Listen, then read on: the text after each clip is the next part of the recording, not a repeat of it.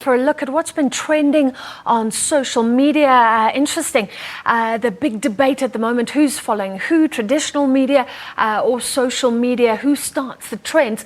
Well, joining me is SABC's digital news producer, Mamaponya Motsai. Great to have you with us, Mamaponya. Okay, so I saw it explode yesterday after the Constitutional Court judgment, not surprisingly. How big was that reaction on social media? Okay, so the Constitutional Court ruling yesterday was very big on social media. By 12 o'clock, that's midday, that's right after Justice Motsai delivered his ruling, there had been over 33,000 tweets. Wow. So people were really talking about it. On our YouTube channel, there were so many people live streaming the ruling, so it was quite big and people had quite a lot to say. Can we get a sense of what they were saying? Was it negative, positive? I know we can gauge sentiment. What did you see? Well, in terms of the ruling itself, it was quite positive. People were happy, people agreed with the ruling, people thought that justice had been done. We actually ran a poll, and 96% of the people who took part in the poll agreed that justice had been served and the judiciary did a great job. We can see some of the tweets online there. So good in terms of the judiciary, negative in terms of parliament, the president. What else did you see? Yes, so negative for parliament, but mostly negative for the president. So there were now calls for him to step down, and this was fueled by the political parties' official calls for him to resign or to be recalled. So now people started going, he should really leave now. And what do you notice? I mean, was there a big spike, all these tweets, then does it die off, or is this something that continues for a day or two? So with this topic, it died off for a little while, but this morning again, it picked up. So I think right now, as we speak, it's still trending Andangandla. So it might be different hashtags, but the topic still continues. I think this morning at around 9 a.m. there were over 500,000 reaches with the hashtag Nkandla. So that's 500,000 accounts that have those stories on their...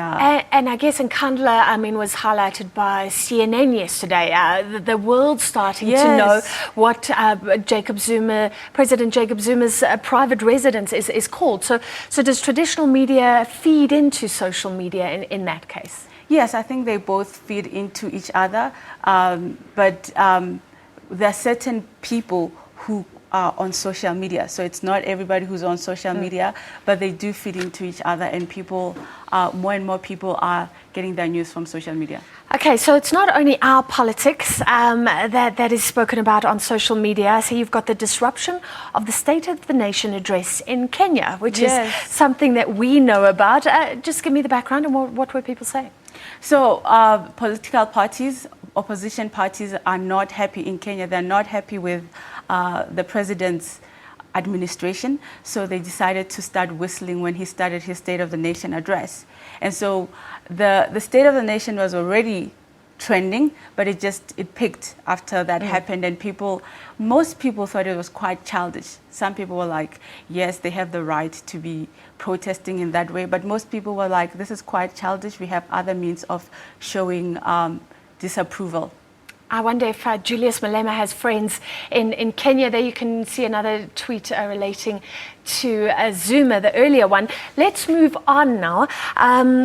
Also the issue of the missing activist, Vusi Mahlangu, who's still missing. This was an interesting case. His disappearance was reported, I understand, first on social media. What are you seeing? Yes, so this case was highlighted first on social media. People started going, where's the media? This guy is missing. So he went missing on Tuesday. So people started tweeting and posting about that. On Wednesday, that's when it started trending. People were like, hashtag bring back Vusi. So it got quite a lot of momentum on Wednesday, and social media was really able to create a lot of awareness on the issue. But it hasn't brought him back. Is that still a strong trend? It had, well, it's actually not clear. The police are saying that he's still missing, but some people are saying no, he's been found. One of the people involved in the outsourcing must fall movement had posted that he's been found. So there's still a bit of confusion over has he been found? Has he not been found? So which is one of the problems. I mean, I love social media the way it does lead us sometimes, the way things break, but often you get confusion. You get unverified reports, which is where traditional media comes in and verifies it. We will try and find out about Vusi Mahlangu. Sylvester the Lion missing again. I understand that got people talking as well. Yes, so he's been found now. But he went, yes. So he went missing over the weekend, the second time, because he went missing again last year. And he started trending during the week when SANParks announced that they would put him down when they recaptured him. So people were quite upset that it wasn't his fault that he had escaped. SANParks should just get better fences, not kill the animal. So that started trending when SANParks announced that. And it trended again yesterday when photos of him being recaptured started emerging. I like that tweet. He's just a curious cat. Apparently, yes. I've heard he has killed some cattle. What people often say we're too worried about the animal causes, green causes when people are in trouble, the economy is in trouble. Just tell me, if you look at the reaction to Sylvester the Lion, how does it compare to other issues? It's quite interesting because other people were saying Sylvester trended more than Vusi Mahlangu, this guy who's missing. Which is interesting. Yes, but people care more about this lion which has been recaptured. They care more about that. So it's quite interesting to see what people want to put their voice and I don't know what the answer is because everybody has their different own interests. Yeah, their own interests, exactly. Okay, finally, Julius Malema's graduation. A lot of debates. How big should this have been on traditional media? How big was it on social media? It was very big. It started trending on Tuesday, I think, when he announced that he would be graduating the following day. So that's when it started trending. It was even bigger the following day when he actually graduated. So most people were very happy for him. Congratulations pouring in from different political parties, well-known people. So it was quite big. A bit of pettiness. It's just a BA. He's 36. Did you see that, or was it overwhelmingly positive, do you think? It was overwhelmingly positive. And in fact, those people who were petty with those kind of things, mentioning that it's just a BA and he's 35, and mentioning his woodworks when he failed his woodworks in matric, got a lot of backlash because people were saying, just let the man be. He's got his degree. All right, thank you so much. Great analysis.